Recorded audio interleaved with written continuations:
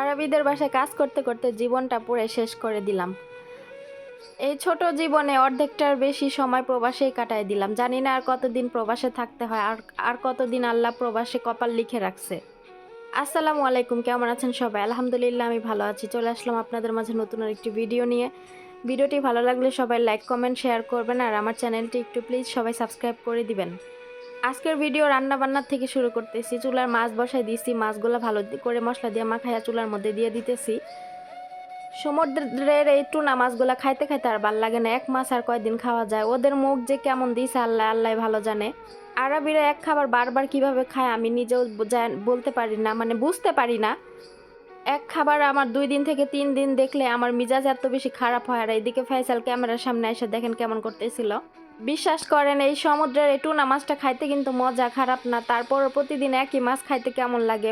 মাঝে মাঝে মনে হয় একটু কাঁটাওয়ালা মাছ খাই, কিন্তু কাঁটাওয়ালা মাছ এখানে তো আর আনে না। আমার কিনলে অন্য শপিং মলে গিয়া কিনতে হইব, সুপার মার্কেটে গিয়া। আর আমার বাসার সামনে যেই সুপার মার্কেট আছে এখানে কাঁটাওয়ালা মাছ ছাড়া আমি মাছ পাই নাই। কয়েকদিন আগে সুপার শপে গেছিলাম, গিয়া মাছ খুঁজছিলাম, একটা হাঁস খুঁজছিলাম, কিন্তু কিছুই পাই নাই।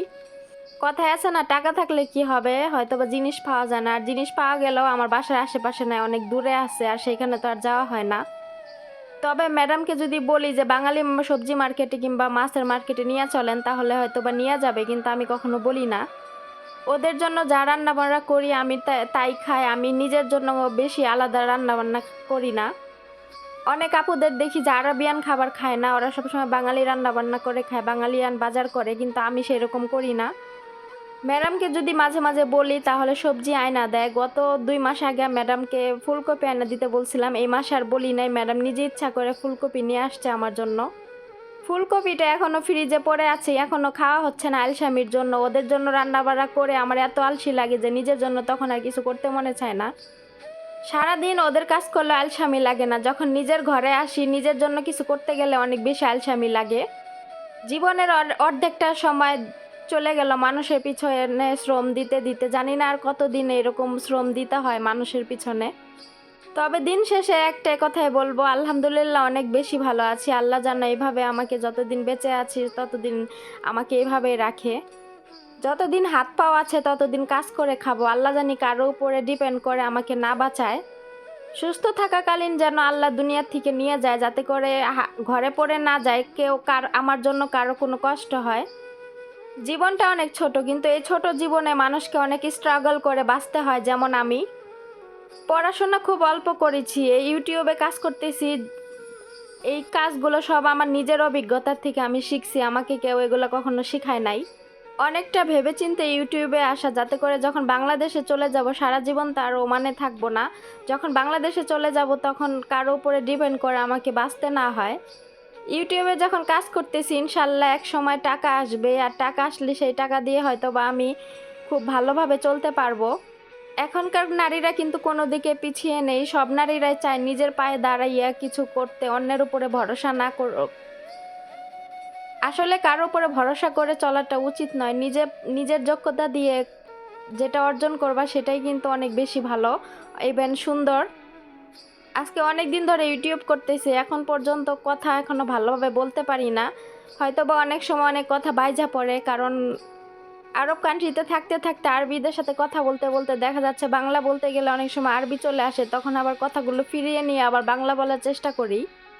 আমার ভিডিওতে নিয়মিত যেসব ভিউয়ার্স আপুরা ভাইয়ারা আছেন, যারা আমাকে নিয়মিত দেখেন, সবাই একটু ক্ষমার দৃষ্টিতে দেখবেন। যে আমি জানি যে আমি এখন পর্যন্ত ভালোভাবে ভিডিও করতে পারি না, আমার কথা অনেক সময় অনেক বাইজা যায়। শুরুর থেকে যেসব আপুরা ভাইয়ারা আমাকে সাপোর্ট দিয়ে যাচ্ছেন তাদের প্রতি অনেক অনেক ভালোবাসা রইল। হয়তো বা অনেকে আমাকে কমেন্ট করে, অনেকেই করে না, তবু আমার অনেক ভালো লাগে যে শুরুর থেকে কিছু কিছু আপুরা ভাইয়ারা আমাকে অনেক বেশি সাপোর্ট দিয়ে যাচ্ছে। সারাদিন কাজের মুহূর্তগুলো কিছু কিছু ক্লিপ করে আপনাদের সাথে শেয়ার করার চেষ্টা করি। এই ভিডিওগুলো অবশ্যই আপনারা যদি না দেখেন খুব খারাপ লাগে। সারাদিন কাজ করে যখন রাতে রুমে আসি, এই ভিডিওগুলো এডিটিং করে আবার আপনাদের সাথে পাবলিশ করার জন্য রেডি রাখতে হয়, যে আগামীকাল কি ভিডিও দিব সেই ভিডিওগুলো রেডি রাখি। যারা যারা আমাকে ভালোবাসেন তারা তারা অবশ্যই আমাকে এভাবে সাপোর্ট করে যাবেন। আপনাদের সাপোর্ট আমার অনেক বেশি দরকার। আগের থেকে এখন কিন্তু আমার ভিডিও করার ধরন চেঞ্জ হয়ে গেছে। এই চেঞ্জটা আপনাদের কাছে কেমন লাগে অবশ্যই কমেন্ট করবেন। আগে ভিডিওটা ছিল ইউটিউব রিলেটেড ভিডিও, যেমন আগের ভিডিও ছিল ক্যামেরাটা পাতালাভাবে ধরা, ইউটিউবে যেভাবে ভিডিও আপলোড করা হয় সেভাবে। আর এখনকার ভিডিও হচ্ছে ক্যামেরাটা যেভাবে ফেসবুকে ভিডিও দেখি আমরা সেইভাবে।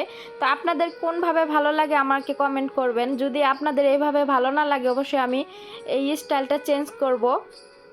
এইভাবে ভিডিও করার একটাই উদ্দেশ্য, আমি ফেসবুকে একটা পেজ খুলেছি, এই সেম ভিডিও আমি পেজেও আপলোড করি আর ইউটিউবেও করি, এই জন্য এইভাবে ভিডিও করা। রান্না করতে করতে অনেক কথাই আপনাদের সাথে শেয়ার করলাম, আমার কথার মাঝে কোনো ভুল ভ্রান্তি হলে অবশ্যই ক্ষমা দৃষ্টিতে দেখবেন। এতক্ষণ রান্নাবাড়া করে একটু ক্যামেরার সামনে আসলাম, পুরো সবসময় ক্যামেরার সামনে আসি না যদিও, তারপরও মাঝে মাঝে একটু আসার চেষ্টা করি। রান্নাবান্না তো শেষ করলাম, আজকে মাছ দিয়ে মাগলুবা রান্না করলাম। তো এখন আমি এই মাগলুবাটা একটা বড় একটা সেনের ভিতরে উল্টায় দিতেছি। রান্না বান্নার ভিডিও ইদানিং খুব কম শেয়ার করা হয়, কেন জানি ভিডিও করতে অনেক বেশি আলসামি লাগে। তারপরও একটু করার চেষ্টা করি, কারণ অ্যাক্টিভ না থাকলে এমনি ভিউ হয় না, আবার অ্যাক্টিভ না থাকলে আরও বেশি সমস্যা। আমার ভিডিওতে ভিউ হোক বা না হোক এগুলো আমি দেখি না, কারণ আমি নিয়মিত অ্যাক্টিভ থাকবো, এটাই হচ্ছে আমার টার্গেট। ইউটিউবে যেহেতু অল্প কিছুদিন ধরে কাজ করতেছি, তারপরও এখন ভিউ আর এগুলা দিয়ে আমি কি করব। আমার শখের বিষয় ইউটিউব চ্যানেলটা খোলা, ইভেন ভবিষ্যতের কথা চিন্তা করে ইউটিউব চ্যানেল খোলা। আজকের ভিডিও এখানে রাখছি, সবাই ভালো থাকবেন, সুস্থ থাকবেন, আল্লাহ হাফেজ।